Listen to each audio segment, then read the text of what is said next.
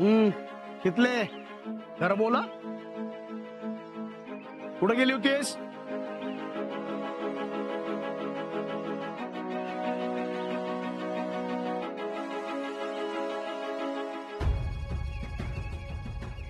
सांगते. पटपट सांग.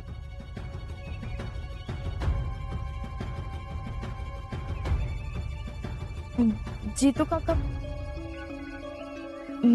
मी मी यास्मिन संग नव्हते.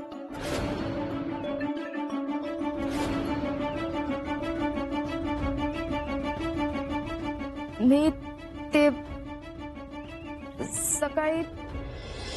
जितू भाऊजी,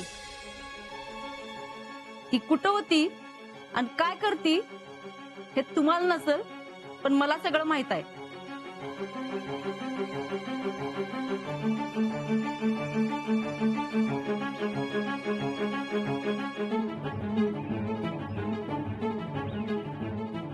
हिला वाटत असेल की आपल्या घरच्यांचं आपल्यावर लक्षच नाही, पण गेले 10-15 दिवस हिचं नेमकं काय चाललंय आणि कुठं जाती ना ते मला सगळं माहित आहे.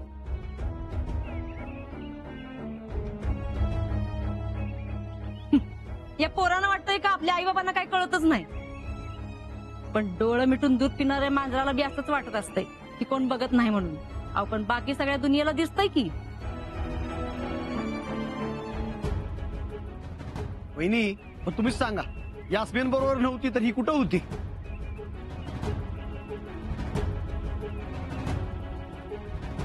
अहो जितू भाऊजी, ती कमवा आणि शिका या योजनेत कामाला जाती.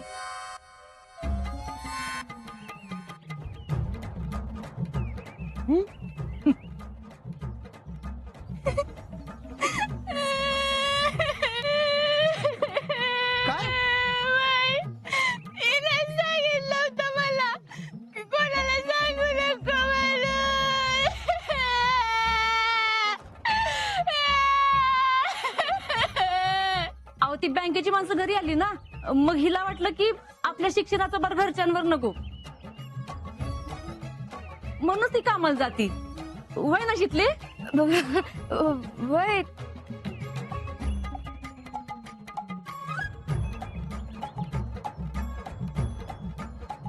आज तर नशिबानं वाचले, पण उद्या खरंच कळलं तर.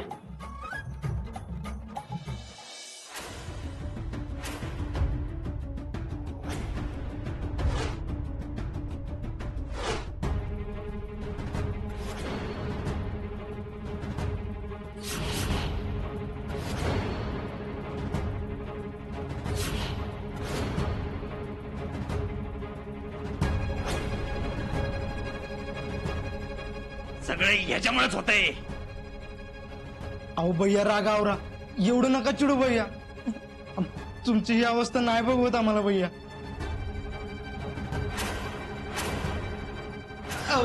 बाया, खरंच यास्मिन तसं सांगितलं होतं. रक्तशपथ खरंच. सुरजा, आम्हाला माहिती तू आमच्या संग खोटं बोलू शकत नाही. तू आमच्या संग खोटं बोलला तर त्याचे परिणाम काय होतील तुला चांगलंच माहिती. शीतल यास्मिन संग नव्हती, ही आजा बरोबरच होती. शीतलला कसं कळत नाही यो आजा परफेक्ट पोरगा नाही ते.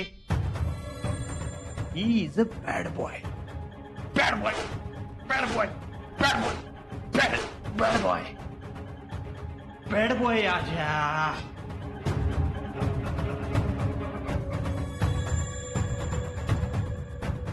शीतल, तुम्हाला कसं कळत नाही? तो परफेक्ट पोरगा नाहीये. आम्ही तुमच्यासाठी काय काय नाही केलं हे कसं कळत नाही तुम्हाला? सुरजा, आम्ही काय काल परवापासून प्रेम करत नाही रे यांच्यावर. हे 3री-4थीत होतो तेव्हापासून. सुरजा, हे टेडी बेअर 8वीत असताना आमची पॉकेट मनी वाचवून आमच्या शीतलसाठी गिफ्ट आणलेलं.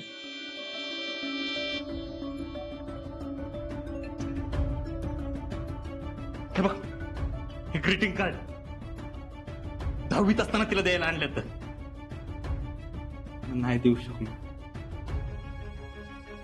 टॅलेंट, हा तुला आठवतंय शीतल 12वीत होती तेव्हा आपण तिच्यासाठी हे गजळ आणलं होतं गिफ्ट द्यायला. तिला परीक्षेसाठी बेस्ट लक पण द्यायचं होतं, पण तेही देऊ शकलो नाही आणि हे पण नाही. आमचं असलेलं खरं प्रेम, ट्रू लव्ह. हे आठवतंय, हे आम्ही आमच्या शीतलला द्यायला आणलं होतं, नाही देऊ शकलो. आणि तू माझ्या प्रेमाच्या आडवा येतोय. शीतल माझ्या आयुष्यातून जाऊ नये म्हणून मला ओपनली काय करता येत नाही. नाहीतर हे जे चिंध्या चिंध्या केल्या असत्या, चिंध्या. अहो भैया, पण कशावरनं शीतल आजालाच भेटायला गेली असेल? तिचं दुसरं काहीतरी काम असेल. शीतल खोटं बोलून गेलीच नसती. या आजामुळे शीतल खोटं बोलायला शिकली. त्यांच्यात मैत्री व्हायच्या आधी शीतल कधीच चुकली नव्हती. ती कधीच कधीच कधीच चुकली नव्हती. भैया, आपण उगाच निगेटिव्ह विचार करतोय. अहो खरं तसं काय नसेल त्यांच्यात. तसं नसतं तर शीतल खोटं बोललीच नसती. त्यांच्यात फक्त मैत्री येतं वर, ठीक आहे. मैत्रीचं रूपांतर प्रेमात व्हायला कितीचा वेळ लागणार आहे. आणि तसं जर का असेल तर आजा चित्त राहणार नाही.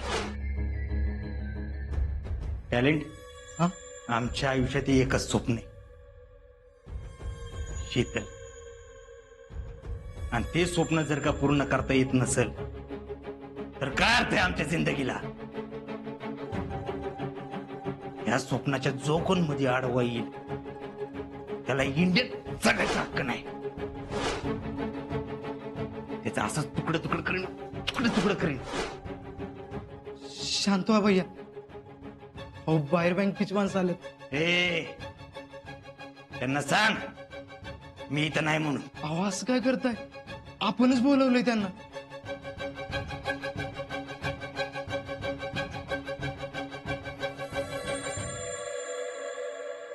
नमस्कार शिंदे साहेब.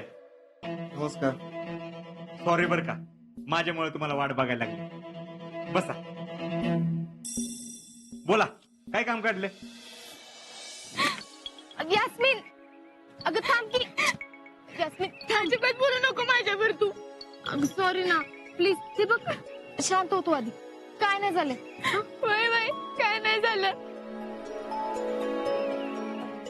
मग का घाबरले होतेस? मी कुठं घाबरले होते? बस म्हणे घाबरले होते कुठं. पुन्हा भी मेरे से बात मत कर. अगं यासमुळे सॉरी. माझं नाव सांगून जास तू, मग बघते तुझ्याकडे. अगं नाही जात बाई, कुठं नाही जात. पण तू रडू नकोस. सॉरी ना. अबू को पता चलता ना तो मरतीच मैं. अगं यास्मिन, असं बोलायचं नसतं. रहने दे, जाते मैं. अगं वैसे भी मेरा डोकं कामच नहीं कर रहा.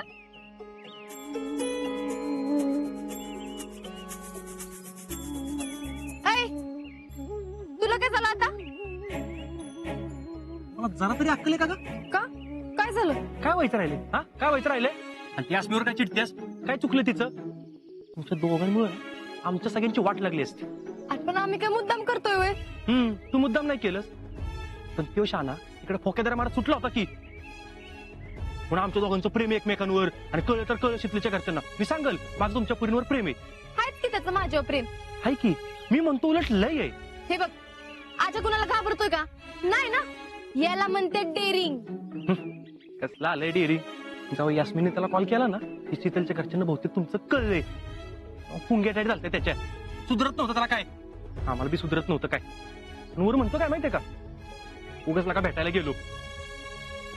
इथंच कुठेतरी भेटलो असतं ना तर किमान सांगते तरी आलं असतं. असं बोलला? मग आन काय बोलला? म्हणत होता की शीतलीला अक्कलच नाही का. उगाच तिकडे येऊन प्रपोज केला मला काय करता येत नव्हतं का प्रपोज? हा का माझ्यात काही गट्स नव्हते? पण मी का केलं नाही? हा का तर मला माहित होतं हे एवढं सगळं होणार आहे. मला काय अक्कल नव्हती वय? आणि मीच नाही म्हणायला पाहिजे होतं, म्हणजे एवढं सगळं घडलं नसतं. हे असं काय काय म्हणत होता, स्वतः तरी एवढं घाबरलं होतं ना, आणि वरनं आम्हाला तरी एवढी बॅग घातलेलं, ते काही विचारू नकोस. शेवटी मग त्यानंच मला इकडे पाठवलं, काय झालं ते बघायला. हा ना, रावलेले बी होते, त्यानंच पाठवलं असणार आहे. जरा काळजी घ्या, उगाच ना डोळे येईल असं काय करू नका. तुमची लव्ह स्टोरी ना सुरू व्हायच्या आतच संपायची. आणि काय ग ते कमवान शिका, काय भानगडे? काय नाही, घरच्यांसाठी करतेस का? नाही, मी जे काय करते ते आजसाठी करते, त्याला मदत व्हावी म्हणून. मला माहिती काही. नाही, आणि तू त्याला काय सांगू नका जा. ठीक आहे, नाही सांगत. इक्या, सॉरी, माझ्यामुळे उगाच तुम्हाला त्रास झाला. त्रास नाही झाला ग, पण आम्हाला तुमची काळजी वाटते. तुमच्या प्रेमाला कोणाच्या दृष्ट लागू नये एवढंच वाटतं आम्हाला. आणि खरा त्रास मला तेव्हाच होईल तेव्हा तुमच्या प्रेमाला कोणाची तरी नजर लागेल. हे बघ शितली, जरा सांभाळून राहा. जेवढं सोपं तुम्हाला वाटतंय ना तेवढं सोपं नाहीये.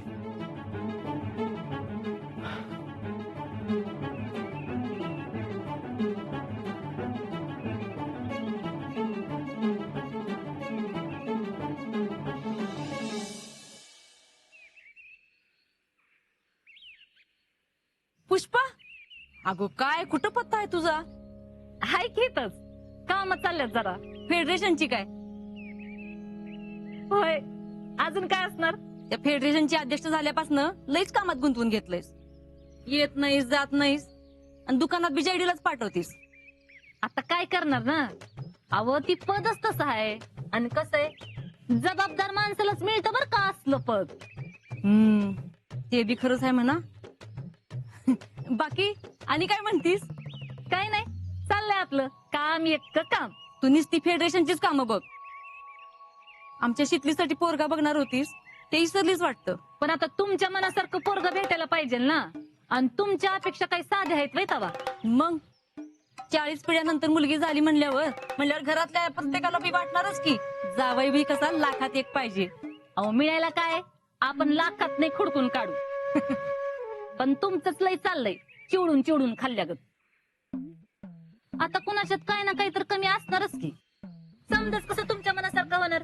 आता घरचं चांगला असलेला, आणि बघा प्रत्येकाच्या मदतीला धावून जाणारा, घरात माणसाचा लोड कमी असलेला, म्हणजे नेमकं कुणासारखं पोरगं पाहिजे तुम्हाला? म्हणजे बघ, मुलगा एकदम हर्षवर्धन सारखा पाहिजे. भैया सारखा? म्हणजे भैया ह्यांच्या डोक्यात आहे का काय? काय ग पुष्पा? अगं नाही, म्हणजे एकदम तेच डोळ्यासमोर आले ना, म्हणून म्हणलं. काय नाही, तुम्ही सांगितलं त्यात काही चुकीचं नाही म्हणा. अहो मग मी काय म्हणते, भैया साहेबांसारखं कशाला? भैया साहेबच बघा की. अगं पण आता पण काय? अगं नाही, म्हणजे ते तयार होतील वय.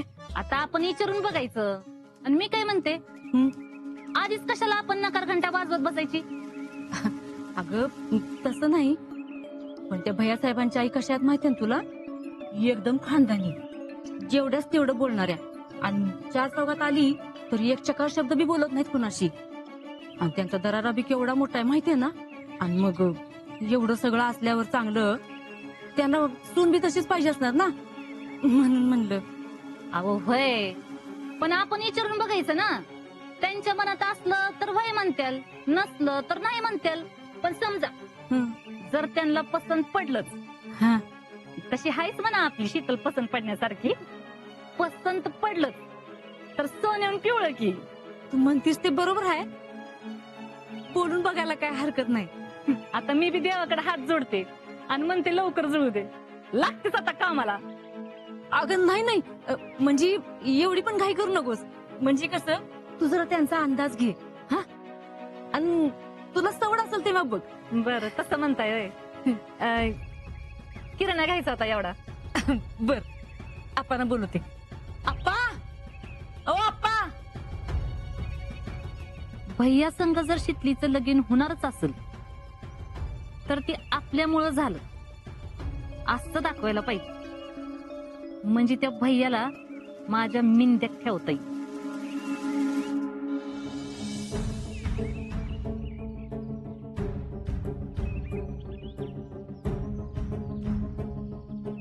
रावल्या काय झालं असेल रे?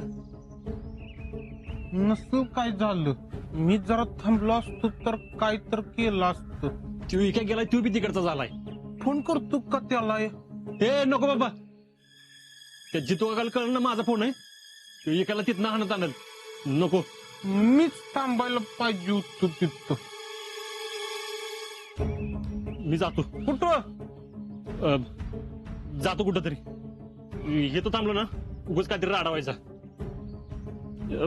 एक काम कर, इकायला की फोन करायला सांग मला. ए फोकादार कुठे चाललायस? तू सांग काय झालं? अरे काय व्हायचं तो तेव्हा? म्हणजे कळलं की सगळं तुमचं.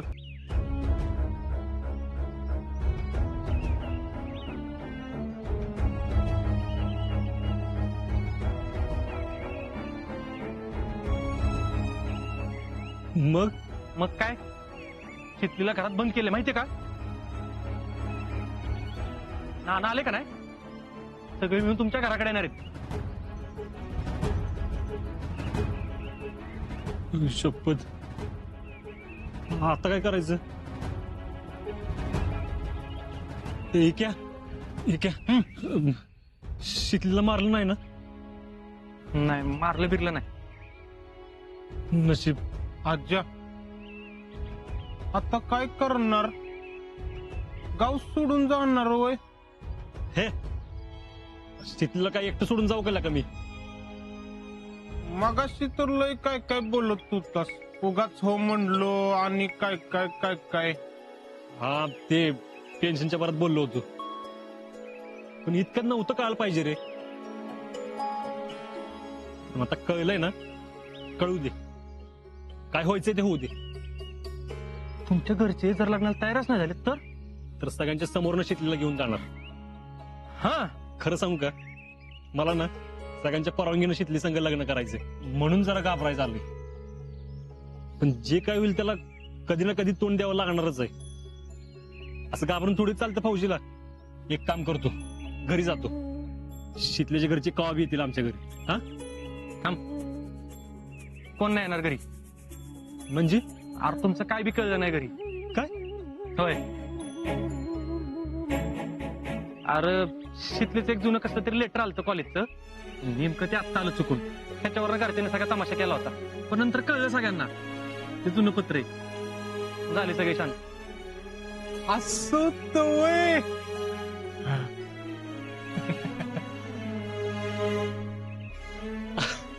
काय लेखा की आहे? अरे लेखा आधी सांगता येत नाही वे. ए टेन्शन मध्ये काय काय बोललास माहिती का तुला?